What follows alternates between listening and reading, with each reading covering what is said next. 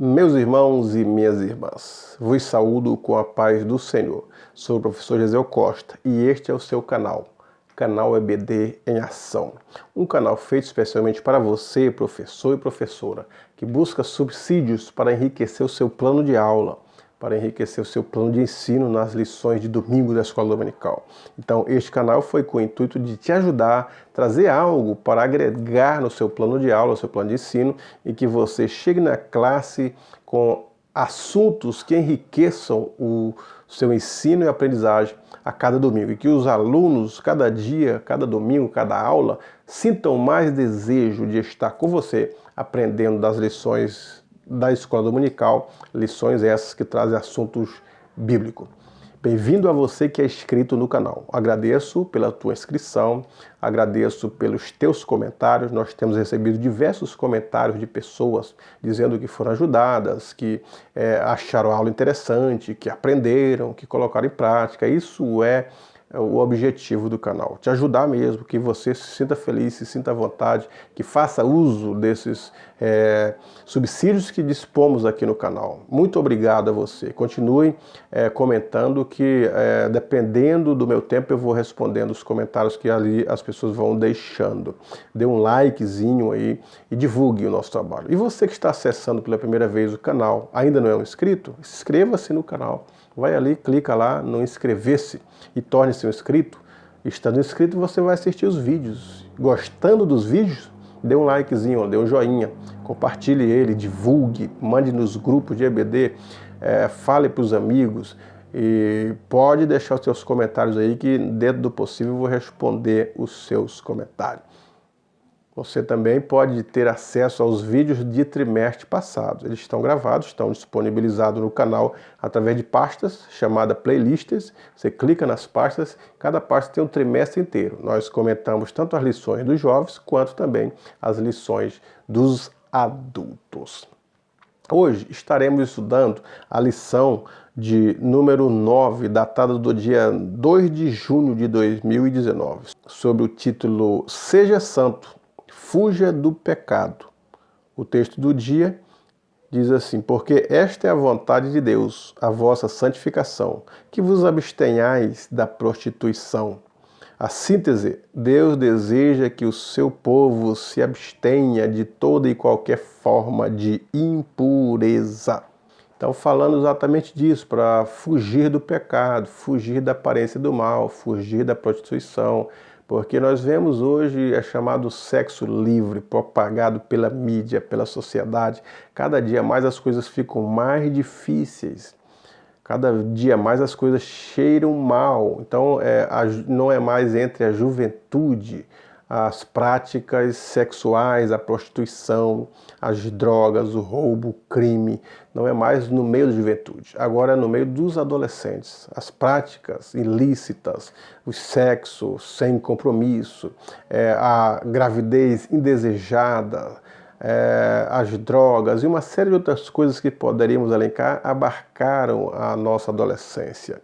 E os adolescentes de hoje, eles são os jovens daqui a pouco, serão os adultos daqui a pouco, serão os líderes das nações, das instituições daqui a pouco. E a preocupação é como eles vão chegar lá, como que eles podem se preparar se estão indo por este caminho que não tem volta. E é uma preocupação para todas as instituições, inclusive a igreja. Como que nós deixaremos, né? Qual a geração que assumirá?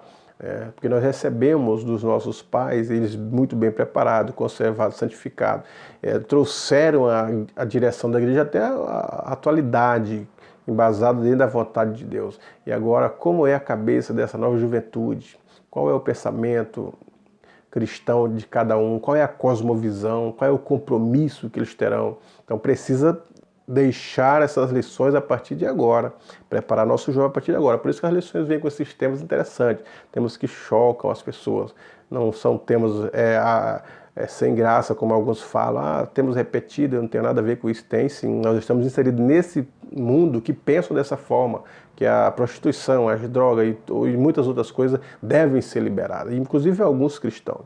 Mas o jovem cristão que tem o temor de Deus, que embasa a sua vida pela palavra, ele vai entender os seus objetivos, vai pôr em prática e Deus vai abençoar a vida dele.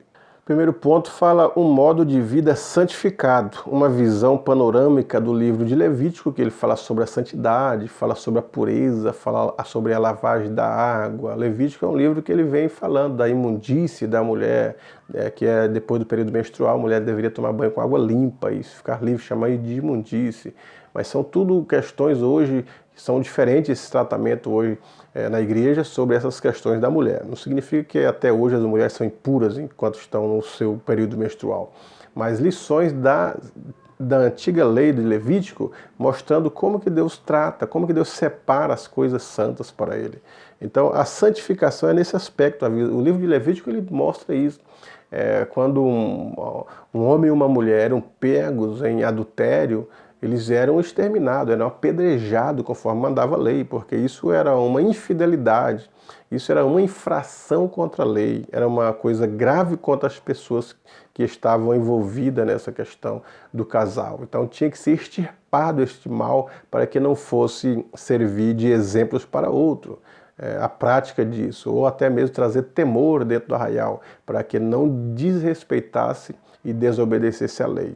Então era assim que era tratado essas questões dentro de Levítico. E hoje não é diferente, não que a gente vai matar, apedrejar alguém porque está cometendo pecado, mas conscientizar da gravidade, fazer se arrepender e deixar a prática. São essas questões. Ser santo é viver uma vida separada. Santo significa separado. Então, separado do quê? Separado do pensamento do mundo, separado da prática do mundo, separado daquilo que o mundo acha normal, daquilo que o mundo incentiva, daquilo que o mundo apregoa para os jovens, para os adolescentes, daquilo que o mundo contraria a Bíblia, se separar dessa contrariedade. O cristão tem o seu próprio pensamento sobre as coisas, tem seu próprio conceito sobre isso, e os conceitos formados a partir da nossa cultura judaico-cristã e da Bíblia em punho, que nós vamos aprendendo qual que é a perfeita e vontade agradável, vontade de Deus. O ponto 2 desse primeiro tópico fala que é proibido o relacionamento sexual entre familiares, conforme o livro de Levítico capítulo 6. Alguns dizem, então, como que Abraão casa com a sua meia-irmã? Tem alguns do Antigo Testamento, de Gênesis, que eram parentes e tiveram um casamento e uma vida sexual. Como pode, então, com quem foi que os filhos de Adão e Eva casaram? Caim casou com quem? Ou se não eram casados, os filhos de Adão casaram, tinham outras nações? Lógico que aqui nós estamos falando do período da lei, foi mais ou menos uns 2.500, 2.800 depois de Adão. Entre Adão e Moisés era um outro período, não havia essa lei mosaica, não havia o livro de Levítico, eles estavam procriando. Então, obviamente, não tem esta proibição do casamento de irmão com irmãs, não tem essa proibição. Por isso que Abraão está inserido nesse contexto fora da lei. Ainda não havia Deus dado as leis para Moisés para que fosse observada pelo povo de Israel. Então não tem essa proibição. Lógico que não havia outros povos. A Bíblia diz que o primeiro homem foi Adão e a sua esposa Eva. Então, a partir deles, a nação foi crescendo. O mundo, a população humana, começou a partir de Adão e Eva. E se eles tivessem uma tradição judaica que fala que eles tiveram aproximadamente 60 filhos. E alguns filhos, mais longos do que o outro, quer dizer, eles viviam muito tempo. Vamos fazer uma suposição. Se Caim tivesse 100 anos de idade, quando os seus outros irmãos nasceram, suas irmãs nasceram, ela vai alcançar aí 40, 50 anos, ele está com 140, 150 anos, e dá para casar com ela. Então observa, porque eles viviam até 600, 700 anos. É lógico que o máximo que foi uma irmã. O máximo, porque precisavam a procriação, não havia outros povos. Mas nesse período não tinha a lei proibindo irmãos e irmãs. Só quando a população cresceu, que foi possível toda a população casar sem ser com seu próprio familiar ou com sua própria irmã ou seu próprio irmão, é que veio a proibição através das leis. Então, através da lei, agora estou falando Levítico, então estamos falando aproximadamente entre 2.500 e 2.800 anos depois de Adão, depois de Abraão, é o período já saindo da pré-história, período da escrita. Aí vem as leis. Então as leis, sim, elas deram essa outra tonalidade da proibição de casamento com irmãos, já era proibido a partir das leis. Então a gente tem que entender esses aspectos aí da questão do marco, da linha ou da trajetória da história humana e da história cristã. E o outro ponto é a proibição de relações sexuais de origem e de ritual. As relações que eram ilícitas, né? Moloque, por exemplo, Moloque, da onde vem a palavra moleque, as crianças eram dessas prostituições de profetisas que haviam no templo. Então muitas faziam esses relacionamentos para ter a fertilidade e alguns deles ofereciam as crianças a Moloque para ser queimadas. E esses rituais foram proibidos, não passarás os teus filhos pelo fogo, né? Que tinha o deus Moloque feito de pedra ou até mesmo de ferro, e dentro dele era uma fogueira.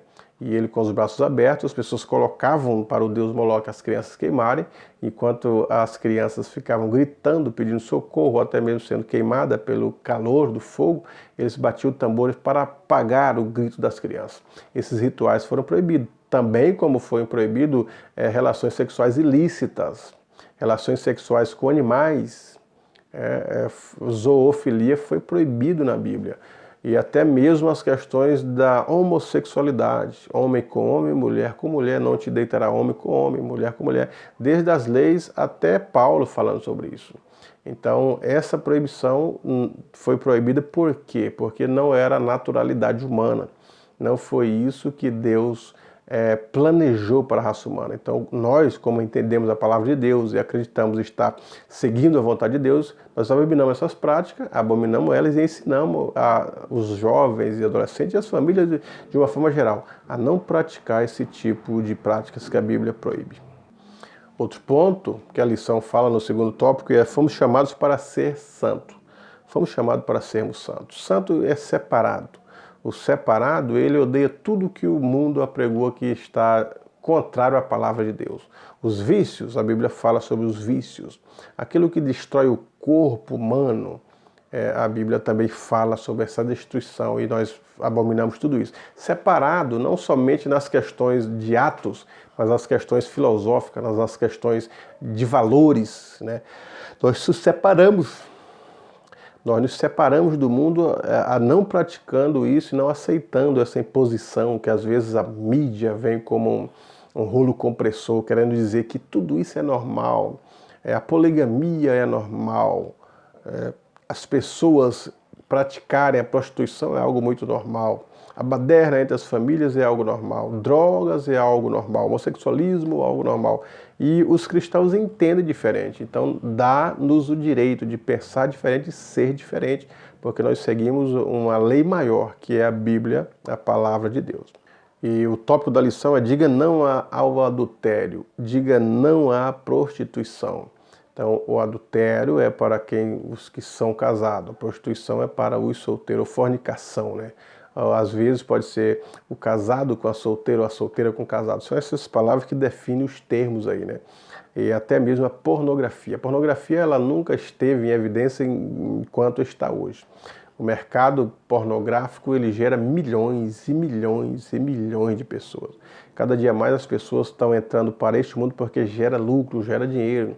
E os acessos à internet está muito fácil. Num clique as pessoas têm um filme pornográfico no celular, ou no notebook, ou qualquer área das redes sociais, as pessoas têm esse acesso facilitado, porque cada dia mais a tendência é essa, é o liberalismo, né? Até a questão de liberar ou colocar como a prática da prostituição é como se fosse um trabalho e etc e tal. Então são esses termos que a sociedade odierna, a sociedade podre, trabalha para acabar com o movimento ou com a instituição familiar que Deus instituiu.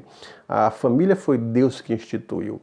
Agora, um adultério, ele pode chocar a base da família. Uma prostituição, ela choca a base da família cristã. Então, por isso que a lição vai dizendo: diga não à prostituição. Deixe os alicerces firmes, diga não ao adultério, deixe os alicerces da sua família firme. Então, cada vez que o homem e a mulher, eles fazem esse voto de fidelidade a Deus, principalmente os cristãos, e continuam lutando contra isso, vão para a igreja, o diabo fica com raiva, odiando isso aí, porque isso é o que Deus instituiu. E tudo que Deus instituiu, o diabo vai na contramão. Ele quer destruir, ele quer apregoar o seu pensamento, quer que as pessoas se revoltem com Deus ou que Deus se revolte com as pessoas por causa da desobediência. E a lição vem trazendo essas advertências, a lição vem mostrando essas questões de obediência, de fidelidade, de temor ao Senhor e o padrão de santidade que é separado totalmente deste mundo perdido.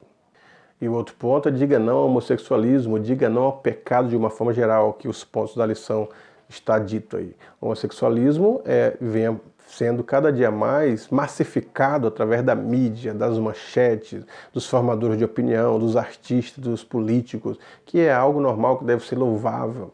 Alguns até mostram o homossexual como alguém mais inteligente, mais dócil, mais respeitável, mais estudioso. Será se é tudo isso mesmo? Ou estão querendo maquiar? Esse incentivo para sair do armário, esse incentivo para experimentar o diferente, é contrário aos padrões da Bíblia. A Bíblia reprova totalmente isso. Então dá-nos o direito, eles precisam perceber que nós temos o direito de repudiar isso, o direito de falar, não que nós vamos odiar as pessoas, até porque eles mudaram o termo homofobia. Homofobia não significa ódio e vontade de matar as pessoas que são diferentes, não significa isso. Eles deram essa conotação, sentido pejorativo. Mas homofobia é outro termo, medo de homo, né? Fobia é um medo. Então eles substituem como ódio, exatamente pensando que esta é a questão, principalmente dos cristãos que têm ódio contra isso. Não, nós temos o ódio contra o pecado. Nós reprovamos a prática em si da homossexualidade, da prostituição, do adultério. Elas não são uma prática condizível com aquilo que Deus deixou determinado na sua palavra. São práticas que contrariam a vontade de Deus, são práticas que infringem a palavra de Deus. Então é isso que nós falamos. Mas e as pessoas que praticam isso? Nós queremos que eles se sintam amados pelas pessoas, pela igreja principalmente. Deus ama o pecador, nós amamos o pecador, por mais que não concordamos com a prática, mas respeitamos sim, não tem esse ódio, não tem essa questão de querer matar, exterminar. Isso está na mente deles. Mas na mente cristã, estamos orando para que Deus dê essa libertação, para que Deus ilumine o pensamento desse jovem, dessa jovem que assim pensam. E o jovem cristão que pense nisso, que faça essa reflexão, que diga não ao homossexualismo, que despreze isso, que não se sinta envergonhado por não ter a prática homossexual. Como em muitos recintos, eles se sentem envergonhados, porque a prática é liberada e todo mundo é. Então há um incentivo e o que era para ser o contrário. Quem não pratica é que se sente constrangido. Então, que você se sinta abençoado nesses recintos, que possa falar com amor para essas pessoas, que possa demonstrar através da prática que você o ama e que obedece ao seu superior, que é Deus, e a sua palavra, que é a Bíblia Sagrada. Portanto, professor e professora, que você possa explorar esse tema, porque o homossexualismo, ele graça, vez por outra, dentro do meio cristão. Vez por outra, algum jovem vai dizer, vai confessar que teve essa experiência ou que está tendo essa experiência. Isso por falta de ensinar, por falta de abraçá-lo, por falta de dialogar e mostrar uma saída muito melhor, que é através da obediência na palavra de Deus. Então, professor, explore esse lado, converse com a sua classe, mostre para eles, tenta ver se alguém se identifica contigo sobre esses aspectos e norteia, não repudia eles nem exclui do seu grupo, mas norteia, instrui sobre o temor da palavra e ore por ele, amando. Ore por ele e por ela, se assim for o caso, amando ele e desprezando a prática e norteando ele segundo a Bíblia Sagrada. Que Deus em Cristo vos abençoe. Uma boa aula, professor e professora.